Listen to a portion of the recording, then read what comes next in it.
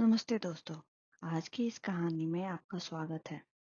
दोस्तों, ये कहानी एक जवान लड़के और उसकी भाभी की है, जो सच्ची घटना पे आधारित है। एक दिन की बात, कार्तिक की भाभी रिया के कमर में बहुत ज्यादा दर्द हो रहा था, क्योंकि उनको कमर में लचक पड़ गई थी। कार्तिक ने रिया के बेडरूम में आया और बोला, चलिए भाभी, आप लेट जाइए, मैं आपकी कमर पर बाम लगाकर हल्की मालिश कर देता हूँ, ताकि आपका बचा हुआ दर्द भी ठीक हो जाए। रिया ने उसे मना करते हुए कहा, नहीं, रहने दो कार्तिक, मैं खुद कर लूंगी। कार्तिक ने कहा, आप खुद से बाम तो लगा लेंगी, लेकिन मालिश करना बड़ा मुश्किल होगा। मैं आपकी मदद कर देता हूँ, इससे आपको बाकी का दर्द भी ठीक हो जाएगा। ये कहकर कार्तिक कुर्सी से उठकर बेड पर रिया के पास आ गया और उसने लेटने के लिए कहा, भाभी जी बताइए, कहाँ लगाना है। रिया कार्तिक की हमदर्दी और बेफिक्र देखकर उसे मना नहीं कर पाई। हकीकत में दर्द का बहाना बनाकर कार्तिक को परेशान करना चाहती थी। वो शर्माते हुए पेट के बल लेट गई और अपनी कमीज को कमर से थोड़ा ऊपर कर लिया और कहा, यहाँ पर लगाओ। कार्तिक ने थोड़ा सा बाम अपनी उंगली पर लिया और धीरे धीरे रिया के कमर पर लगाने लगा। जैसे ही उसके हाथ रिया की पीठ पर पड़े, उसने एक सुकून का एहसास हुआ। कार्तिक ने धीरे धीरे मालिश करना शुरू कर दिया और उसके हाथों का स्पर्श रिया को बहुत आरामदायक लगा। जब जब कार्तिक के हाथों की उंगलियां उसकी कमरबंद के पास गई, रिया का दिल जोर से धड़कने लगा, लेकिन उसने खुद को संयम में रखा और कार्तिक की मदद का आभार माना। कार्तिक ने पूछा, भाभी, ज्यादा दर्द कहाँ हो रहा है।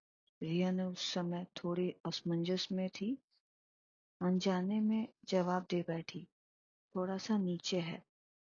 कार्तिक ने फिर से थोड़ा सा और नीचे बाम लगाने का कोशिश किया। भले ही वो मालिश सिर्फ औपचारिकता थी, लेकिन रिया को कार्तिक के हाथों का स्पर्श बेहद सुकून दे रहा था। भाभी जी, अगर आप सलवार को थोड़ा नहीं नीचे करेंगी तो लगा नहीं पाऊंगा, कर दे तो और बाम मैं अच्छे से लगा दूंगी। कार्तिक ने कहा, बस रिया।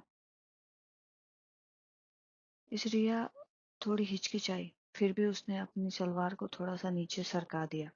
नाड़े के बंद होने के कारण सलवार पूरी तरह से नीचे हो सकी, लेकिन कुछ हद तक सरक गई। कार्तिक ने फिर कहा, भाभी जी, आपकी त्वचा कितनी साफ है, बहुत ही गोरी है।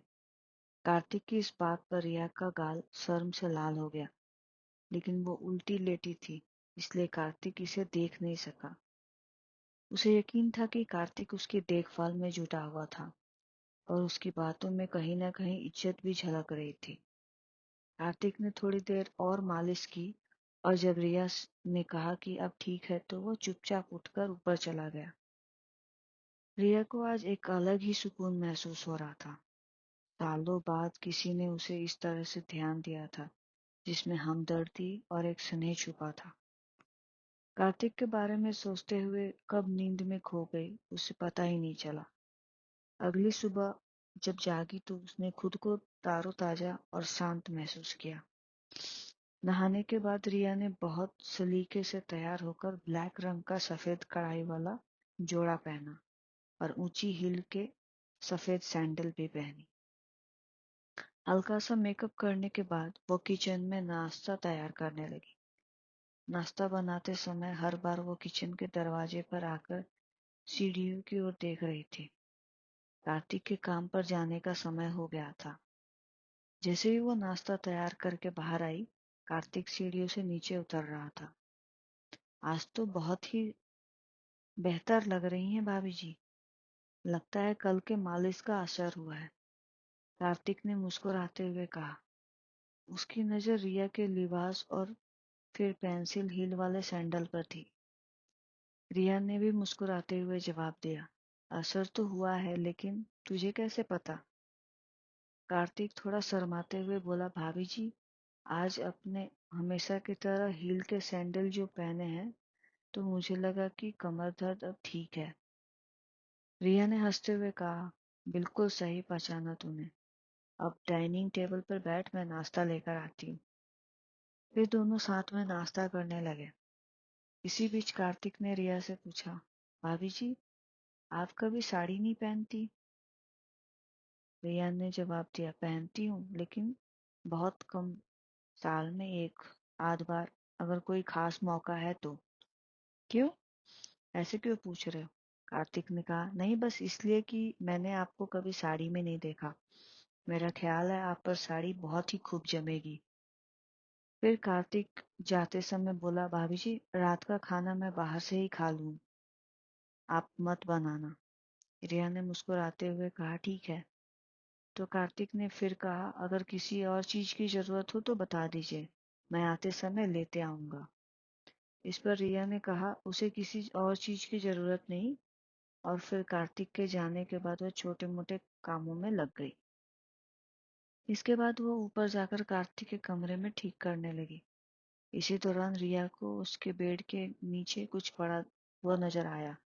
तो उसने नीचे झुककर उसे बाहर निकाला तो उसकी आंखों की हैरानी के मारे फटी की फटी रह गई। वह एक सफेद रंग का रेशमी अर्धवस्त्र था, जो शायद किसी लड़की की। रिया ने उसे ध्यान से देखा और समझ गई कि किसी की व्यक्तिगत चीज हो सकती है जो गलती से यहाँ रह गई होगी। उसने तुरंत ही कपड़े को एक तरफ रख दिया और कमरे की सफाई करने लगी। इसी बीच उसे 3 दिन पहले की घटना याद आई। रोहन और रीना इसी कमरे में एक दूसरे के साथ थे। उसे लगा कि कपड़ा शायद रीना का ही होगा। रिया ने कपड़े को उठाकर देखा तो उस पर कुछ सफेद दाग नजर आए। उसे समझते देर नहीं लगी कि वो लोग कैसे हैं। इस दागों को देखकर वो किसी दूसरी दुनिया में खो गई। तभी अचानक बाहर मुख्य दरवाजे पर दस्तक हुई। उसने उस कपड़े को वापस बैठकर नीचे रखा और बाहर आकर दरवाजे की ओर देखा। उसने देखा कि पड़ोस में रहने वाली कोमल भाभी खड़ी थी। अरे भाभी, मैं अभी आती हूँ, रिया ने कहा और जल्दी से कार्तिक के कमरा बंद कर दिया और नीचे आकर दरवाजा खोला। कोमल जो पड़ोस में रिया को नीले साड़ी में देखता हुआ, उसने अपनी उस तरह से ध्यान देखता हुआ देख के रिया मुस्कुराते हुए अदा से बोली, ये ऐसे क्या देख रहा है? कार्तिक मुस्कुराते हुए बोला, वाकई भाभी जी, आप इस साड़ी में बहुत खूबसूरत लग रही है। ये कहकर वो अंदर आ गया और वो साथ में रात का खाना भी लाया था। भाभी भी ऊपर जा रहा हूँ, फ्रेश होने के लिए आप एक गिलास शरबत बना देंगी प्लीज? रिया ने उसकी ओर मुस्कुराते हुए देखा और कहा, हाँ हाँ, क्यों नहीं।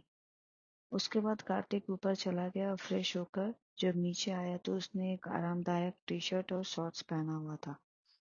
रिया ने शरबत बनाया और उसे अपने बेडरूम में ले आई और उसने वहां पर कूलर लगा हुआ था।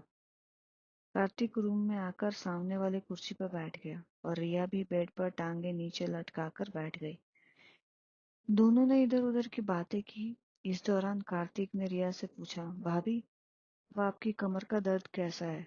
रिया मुस्कुराते हुए बोली, अरे अब तो मैं बिल्कुल ठीक हूँ, कल तहे इतनी अच्छी मालिश जो की थी। कार्तिक ने अपना शरबत का गिलास साइड टेबल पर रखते हुए कहा, भाभी, आराम से लेट जाइए, मैं एक बार और बाम से आपकी अच्छी मालिश कर देता हूँ ताकि तबीयत और भी अच्छी हो जाए। रिया ने मना करते हुए कहा, नहीं कार्तिक, मैं अब बिल्कुल ठीक हूँ। लेकिन कार्तिक ने कहा, भाभी, आप मेरे लिए हमेशा इतना करती है, क्या मैं आपके लिए इतना भी नहीं कर सकता? चलिए लेट जाइए। रिया ने उसकी बात का टाल ना सकी और खाली गिलास टेबल पर रखते हुए बोली, अच्छा बाबा, तो मानता नहीं, लेटती हूँ, पहले सैंडल तो उतार दूं? सैंडल उतारने की जरूरत नहीं भाभी, इतनी खूबसूरत सैंडल आपके हसीन पैरों की खूबसूरती को और बढ़ा रहा है। आप ऐसे ही लेट जाइए, कार्तिक ने थोड़ी चंचलता से कहा। रिया को उसकी बात पर हंसी आ गई और वो उसकी बात मानकर बेड पर लेट गई। उसने साड़ी पहनी हुई थी, इसलिए उसकी कमर कार्तिक को नजरों से सामने सामने थी। कार्तिक ने बाम की उंगलियां पर लगाया और रिया की कमर को मालिश करने लगा। रिया ने कार्तिक से पूछा, एक बात बता कार्तिक, तुझे मेरी ऊंची हील वाली सैंडल बहुत पसंद है ना? कार्तिक थोड़ा शर्माते हुए बोला, जी भाभी, आप बिल्कुल सही कह रही हैं। आपको अजीब लगेगा लेकिन मुझे महिलाओं के पैरों में हाई हील वाले सैंडल बहुत आकर्षक लगते हैं। और आप तो हमेशा की ही हाई हील की सैंडल या चप्पल पहनती रहती है। दिया मुस्कुराते हुए बोली, अरे इसमें शर्माने वाली क्या बात है। और मुझे कुछ अजीब नहीं लगता, मैं तो तेरी भावनाओं को समझती हूँ। कार्तिक के हाथों में हो रही मालिश उससे बहुत आराम मिल रहा था। कार्तिक के हाथ धीरे धीरे नीचे की ओर और बढ़ने लगा। रिया ने मजाक के मूड में देखते हुए कार्तिक ने भी थोड़ा हिम्मत दिखाते हुए, भाभी आपकी त्वचा कितनी नर्म है। और उन दोनों में ऐसे ही हंसी मजाक में बातें और आगे बढ़ने लगी और फिर दोनों ने एक हसीन रात बिताई। दोस्तों, अगर आपको हमारी वीडियो अच्छी लगी हो तो लाइक और शेयर करना बिल्कुल ना भूलें। और ऐसी ही रोमांचक कहानी के लिए हमारे चैनल को सब्सक्राइब बिल्कुल करें और अपना व्यूज़ ज़रूर हमारे कमेंट में लिखें कि आपको कैसी लगी हमारी कहानी। तब तक के लिए टेक केयर और अलविदा।